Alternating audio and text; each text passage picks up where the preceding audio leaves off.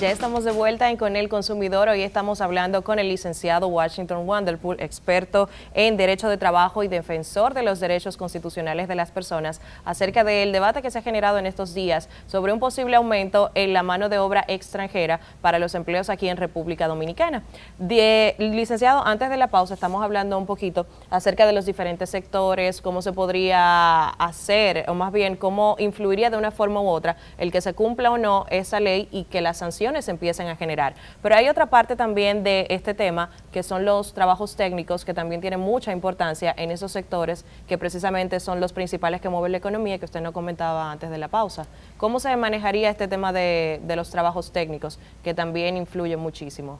Sí, de hecho, el propio Código de Trabajo, en su artículo 137, 138, establece una excepción a la regla 80-20. Y es precisamente en el ámbito de los contratos para el personal administrativo, el personal de dirección y los puestos técnicos, que ameritan cierto tecnicismo. ¿Hay alguna razón por la que se haga una excepción precisamente con ese tipo de trabajo? Para la época en la que se aprobó el código, la razón principal era la poca tecnificación que había entre dominicanos. Pero esa realidad ha cambiado. En 21 años aproximadamente, el código va a cumplir 26 años. Sin ninguna modificación. Y en esos 26 años, en las que se han producido modificaciones puntuales, se ha producido también un auge de tecnificación y profesionalización. Las universidades han egresado cientos de miles de dominicanos que hoy tienen no solamente licenciaturas, sino también posgrados, maestrías. Ha habido un programa, una vorágine de capacitación en el exterior de dominicanos, muchos de los cuales llegan al país y no tienen una plaza laboral para ocupar. Correcto. Yo creo que ese es un común denominador bastante constante, precisamente en esos jóvenes que luchan por conseguir una beca para hacer una maestría, y luego cuando vienen aquí, entonces, no, es que tu currículum tiene demasiadas cosas y no tenemos con qué cubrir tu puesto o qué ofrecerte aquí en la empresa, y es también una situación muy lamentable.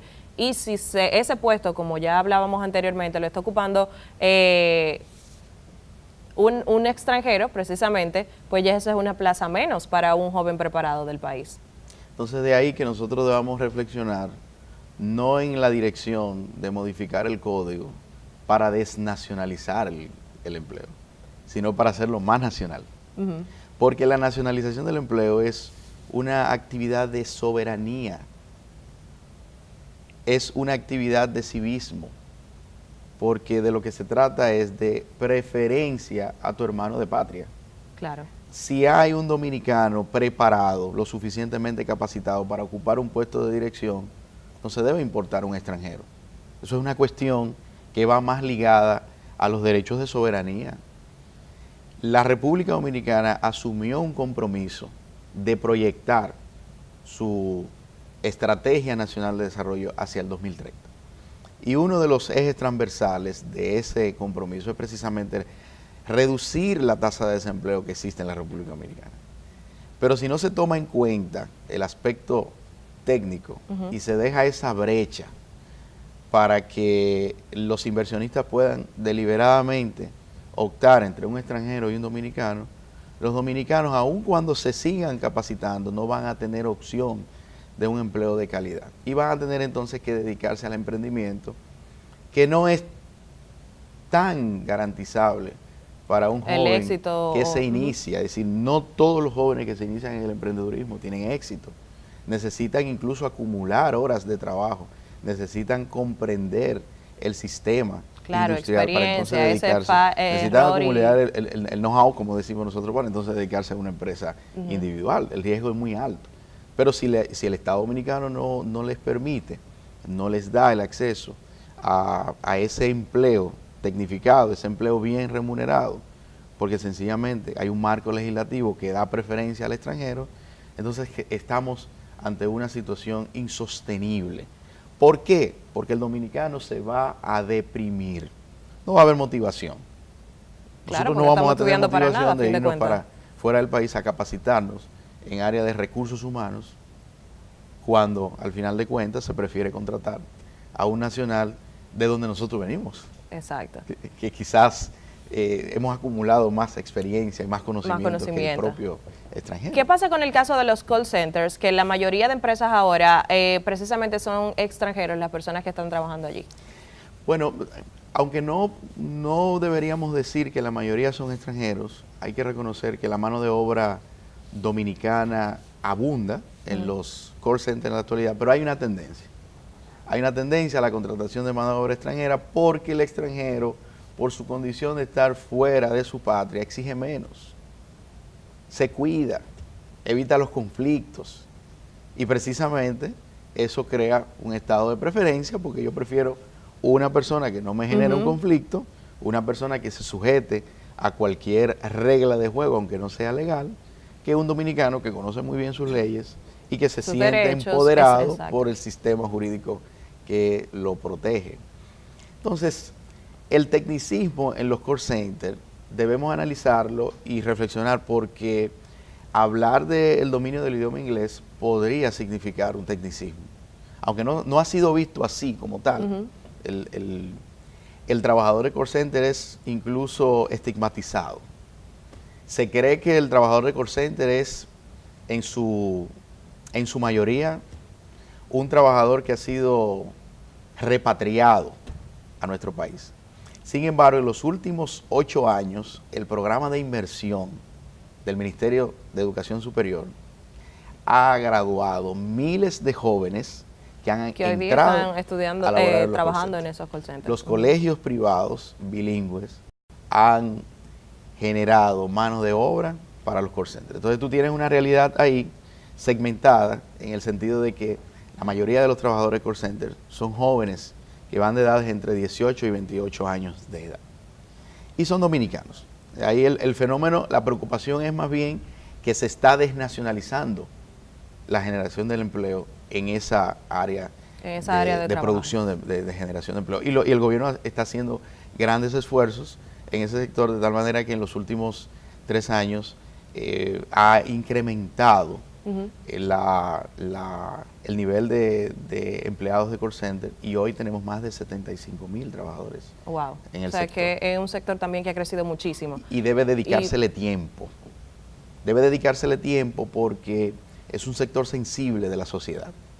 Sensible por varias razones. Primero porque es un sector pujante, es un sector en el que la República Dominicana puede crecer. Nosotros estamos colocados, de acuerdo con los índices de habla del idioma inglés, estamos colocados en la posición número 2 a nivel de América Latina y en la posición 25 entre el grupo de países que constituyen opción para la tercerización del servicio de teleoperación o de televenta, como se conoce, o de call center. De call center, de forma más sencilla. Pero volviendo a la idea central, de lo que se trata es de reflexionar sobre la contratación del personal extranjero en todas las industrias. No solamente los 4 renglones que hemos mencionado, turismo, zona franca, sector agropecuario y construcción, sino en todos los renglones, porque en la medida en la que el empresario comprenda que un trabajo precarizado puede generarle ventajas económicas y que la ley no contiene una sanción lo suficientemente rígida para disuadir esa conducta antijurídica, entonces sencillamente nosotros vamos a estar viendo un crecimiento vertiginoso y el objetivo del Estado de nacionalizar el empleo, el objetivo del Estado de reducir esa tasa de desempleo entre dominicanos de manera especial, se va a ver frustrado. Esa es la consecuencia y la preocupación al mismo tiempo. ¿Qué pasa entonces con el derecho internacional? ¿Cómo influye en esta decisión que se quiere tomar, que hay mucha gente sugiriendo para que se haga el cambio en el Código Laboral? Porque sabemos que ahora, sobre todo en estos últimos meses, hay muchos venezolanos en el país precisamente necesitando trabajo. Hay mucha gente que también va a seguir llegando a República Dominicana precisamente a raíz de las tragedias que han vivido en estos días en Puerto Rico, en México, en las islas y demás. ¿Cómo entra entonces el derecho de esos extranjeros a trabajar aquí en el país? ¿Y de qué forma puede influir eso en toda la maquinaria de trabajo de República Dominicana? Madeline, es un gran desafío para el gobierno el aspecto del derecho internacional y sobre todo de derechos humanos y la realidad que vive nuestro país. Lo digo en el sentido de que nosotros estamos apostando a un desarrollo. Pero todos estos fenómenos sociales, políticos, atmosféricos, están generando una migración agresiva hacia la República Dominicana.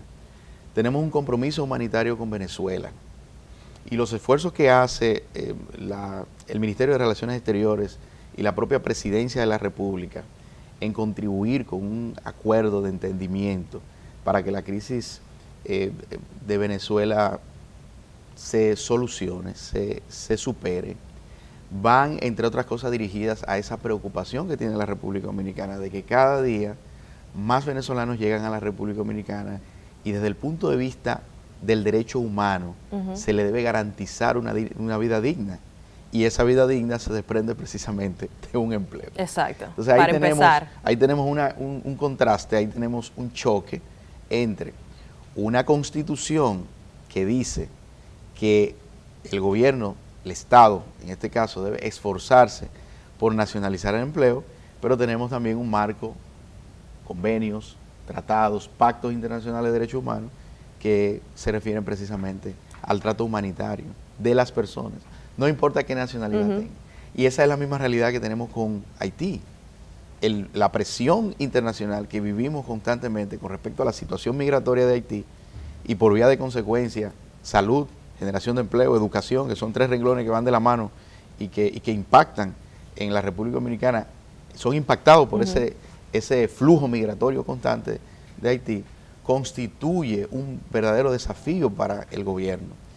Ahora, el fenómeno de Puerto Rico va a incidir en ese índice de generación de migración, ese incremento de migración para la República Dominicana, porque nuestros hermanos puertorriqueños se van a ver en la necesidad de migrar, muchos de ellos, hacia la República Dominicana, que cuenta con una mayor estabilidad, claro. Y nosotros como hermano país y como una sociedad que históricamente se ha beneficiado de la estabilidad de la que ha disfrutado durante décadas Puerto Rico, tenemos un compromiso humanitario de abrazar a esos hermanos de Puerto Rico, y eso se va a reflejar en una violación, que yo diría una violación indirecta, sí, una violación por cumplir con ese marco y ese compromiso con la comunidad internacional.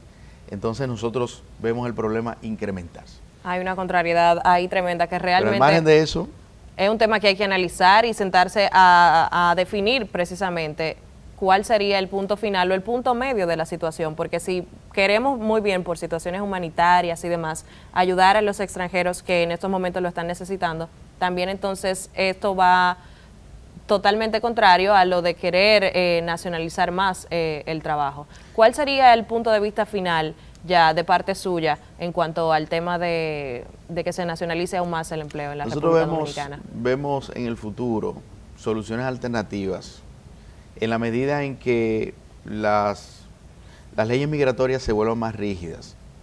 Hay que seguir realizando esfuerzos para que las leyes migratorias regulen el acceso de ciudadanos indocumentados a la República Dominicana, porque de nada valdría haber solucionado un conflicto histórico con la sentencia 168.13, con la propia ley de regularización, cuando el problema se puede replicar. Hay que ser más rígido. Y serlo no solamente hacia Haití, serlo en sentido general. Sí. Hay que seguir haciendo esfuerzos diplomáticos para que la solución de Venezuela, de la crisis de Venezuela, se avecine en el menor tiempo posible, porque eso va a traducirse, va a derivar en una salida de una importante masa de venezolanos que han venido aquí en busca de estabilidad porque tienen crisis en su país y no tienen garantías de estabilidad en su país. En otro orden, entiendo que el Ministerio de Trabajo debe esforzarse por aplicar sanciones, y sanciones que sean disuasorias, y hacer una exhortación al gobierno desde sus distintas instituciones a que los inversionistas vean más allá de la curva y que se preocupen por la generación de un empleo más digno, más decente, mejor remunerado, y en el que obviamente los derechos laborales estén garantizados para todas las personas, bien, sin importar su nacionalidad. Esa fue la opinión de nuestro invitado de hoy, el licenciado Washington Wanderpool. Denle su contacto a nuestros televidentes, ya que usted también es experto en derecho de trabajo, así que si hay alguien con una inquietud en cuanto al tema, también se pueda comunicar con usted. Sí, estamos disponibles en los teléfonos 809-534-5724 y 809-533-8147. En las redes WYW Asesores. Ahí estamos para servir. Perfecto. Muchísimas gracias por acompañarnos hoy. Por tu deferencia. A ustedes muchísimas gracias también por la sintonía. Mañana a las 9 de la mañana les esperamos con más de Con el Consumidor. Pasen feliz resto del día.